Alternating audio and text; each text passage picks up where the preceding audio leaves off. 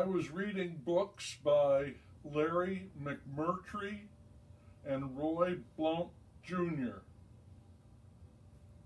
I'm reading books by Larry McMurtry and Roy Blount Jr. No intention behind it. This is pure serendipity.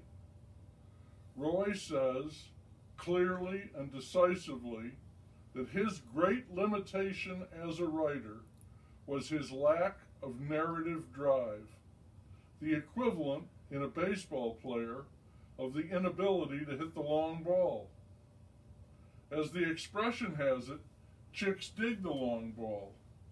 The truth of that might be known by Larry or Roy.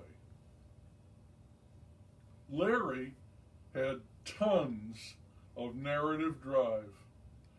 I did not experience it firsthand because I did not read his novels, but my goodness, there were 30 or 40 of them, churning and squirming with narrative drive. From the Old West to Hollywood. Drive, Larry. Roy was too easily distracted by anything going by. He did not want to miss anything. It might be quirky, it might be great. Roy loved the sidebar, was addicted to the parenthetical remark. The only writer I knew to compare to that was David Foster Wallace with his footnotes. Often, and he knew it, Roy's parenthetical remarks outshone the main point he was making. That was slyly humorous in itself. So there was Roy, constantly sticking a fork into the eye of his wavering narrative drive. In that way, he was his own enemy. He got a big kick out of getting sidetracked. Larry's book, the one I'm reading, is a memoir, mostly a deliberate throwaway. In many of the scenes, he is a minor character, often with the others in it wishing he were not even there. That's movie making for you. Roy calls his book a conditional love story. He's supposed to be a humorist, and there's a lot of memoir in it, and thoughts on women in general, and some specific individuals, including girlfriends, wives, and his mother. But most of all, as the flow of the book veers and wobbles, that's Roy's fizzling narrative drive, and bangs into things, it is like watching some guy have a fairly quiet, but barely contained, nervous breakdown. Of course, that means I was uncomfortable reading it, not the most desirable spot for a reader.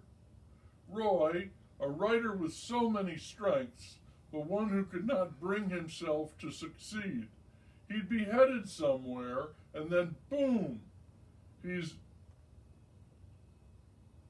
changed directions and heads off somewhere else. It was the same for him in sports. He was always sabotaging his own efforts. The love was there, always, but Roy was more interested in the conditions. The conditions were more interesting to him than the love. Love was like narrative drive. I told you chicks dig the long ball.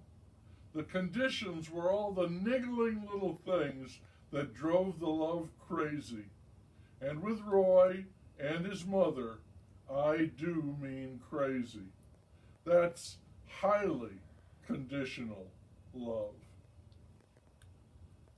Larry could really hit it out, time after time.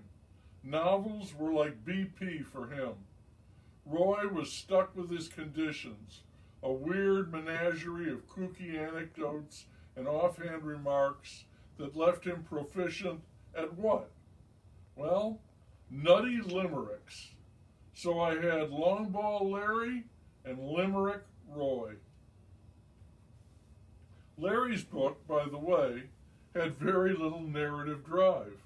It was full of whimsy, circumstance, folly, and woe, a murky existence through which he swam, much of the time in a tux and blue jeans.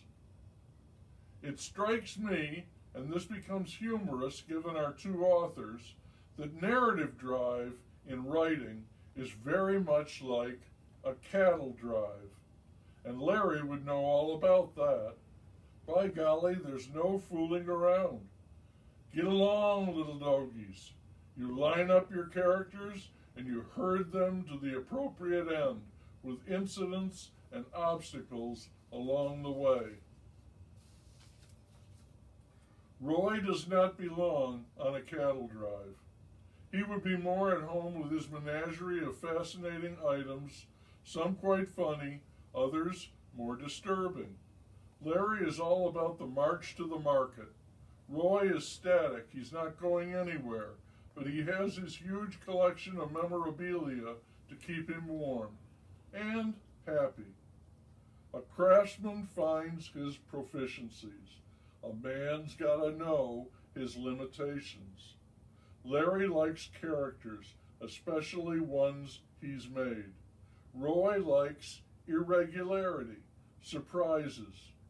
Larry favors even, Roy is drawn to the odd. Larry built most of his world up from one little Texas town. Roy traveled the world to find strange customs, bewildering trinkets, funky t-shirts.